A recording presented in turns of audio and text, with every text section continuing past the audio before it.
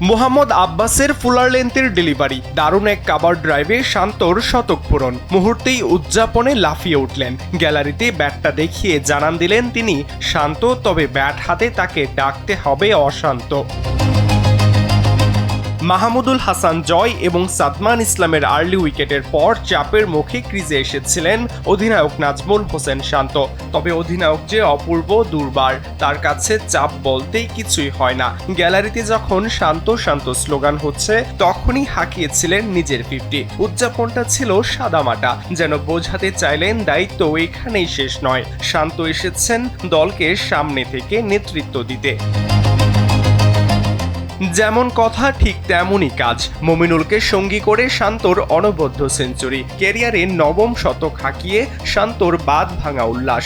শেষ 5 ম্যাচে এটি শান্তর চতুর্থ টেস্ট সেঞ্চুরি। গত আয়ারল্যান্ড সিরিজে হাঁকিয়েছিলেন শতক। 2023 সালের পর থেকে অধিনায়ক হিসেবে দুনিয়ার সেরা টেস্ট ব্যাটার শান্ত। এই সময়টাতে শান্ত রান তুলেছেন প্রায় 60 গড়ে। নাজমুল হোসেন শান্ত নিঃসন্দেহেই এই মুহূর্তে বাংলাদেশের সেরা লাল বলের ব্যাটার।